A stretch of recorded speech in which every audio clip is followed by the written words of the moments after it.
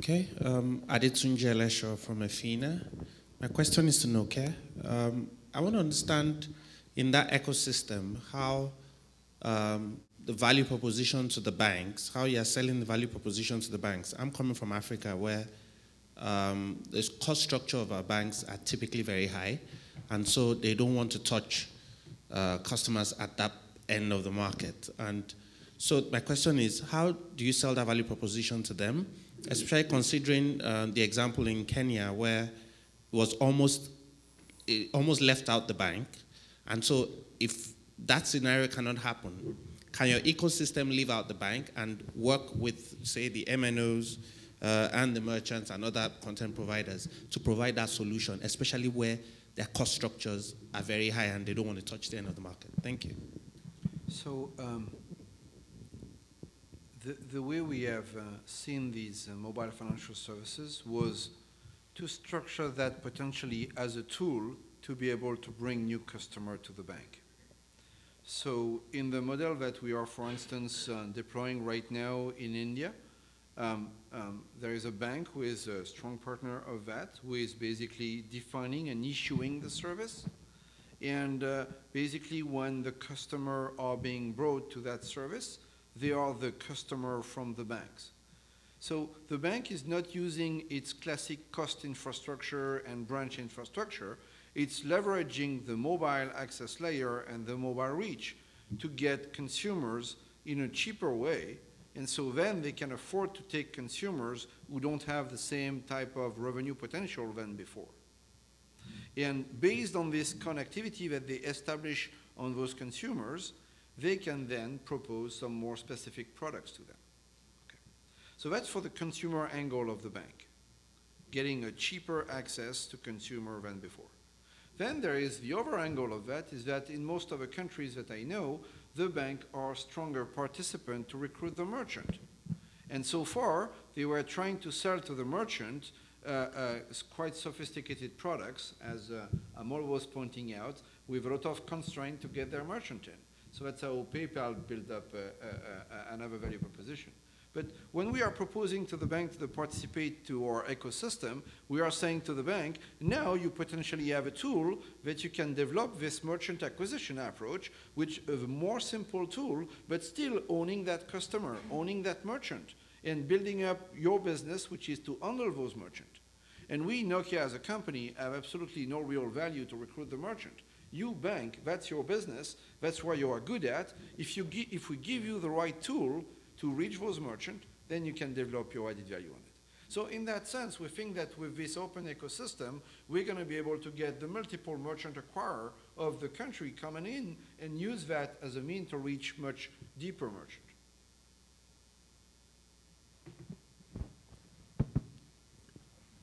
I should just say that I was in Nairobi in January, and I think Safaricom and M-Pesa is very, very interesting. Okay, this is Nav Baines from the GSM Association. A question for PayPal. You mentioned having a wallet in the cloud.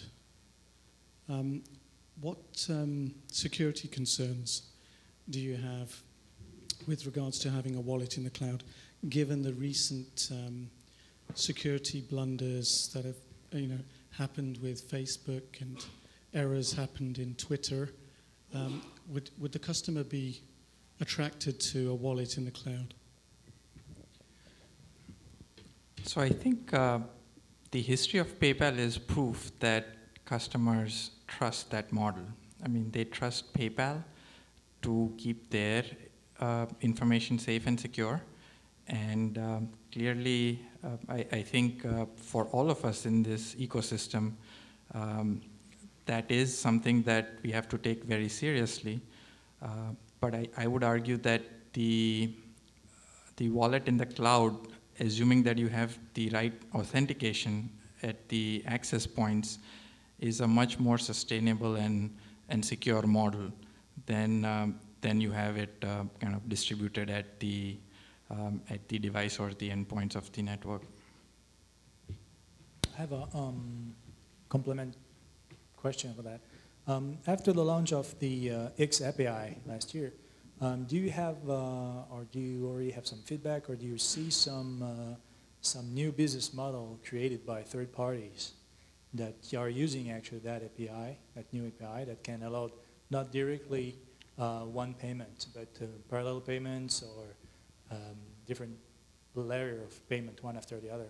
What is the expectation of PayPal around that on the mobile?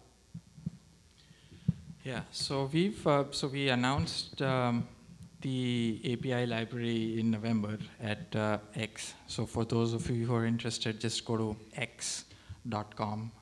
That's our developer platform. And the response has been, frankly, quite amazing. We are seeing all kinds of innovative business models taking PayPal to the kind of physical point of sale, comparison shopping. So there are applications that are integrating. Now, given that we are in beta, you might not see commercially, but some of the things that we're seeing is you go into a store, you take a picture of the item, the tag there, you do a comparison shopping online, and then make the purchase offline or in the physical world. And then people are kind of integrating location-based services, so you can actually find your way. It can kind of direct you through a map to the competing store or whatever to make that purchase of that exact same item. So yeah, we're getting tremendous response, and clearly from a scalability and security standpoint, it goes through our vetting process, but that's a very standard process like almost all systems go through, and we're very pleasantly surprised by the response. We've got over 60,000 developers now. Great. Hi, my name is Veeru Merji. I'm from Romeware, and we're building a global airtime top-up exchange just as a starter service. So my question is to the panel here. Believing in purpose-driven value transfer, who do you define as a merchant? Do you think of us also as a merchant in the ecosystem? How do we build this ecosystem without understanding who can be a merchant and who cannot be? So just some thoughts on the definition of merchant itself to build this ecosystem. So I think, at least in the PayPal terminology, a merchant is someone who's providing goods and services and is getting paid. I guess without knowing the specifics of what you are proposing or your company, I mean, that would, to us, be a partner in the ecosystem. So you could build your system, and for payments, you could just talk to PayPal APIs, and what the different, one of the APIs that we have called adaptive payments is a third party can trigger transactions. So if, I don't know what is the use case you're doing, but you could essentially be that trigger point that's facilitating payments between the user and the merchant or what have you. And related to that, we have capabilities like split payments, chain payments. So if there's a commission that needs to go to another user or a PayPal account, then that can be structured as well. But happy to discuss offline. Okay, the time is out. So if you have, sorry about that, it's getting interesting, I know. But we have a cocktail right now, so if you want to ask some question, I think it's going to be head-to-head, and just feel free to do that. Thank you very much, and just see you in the next room.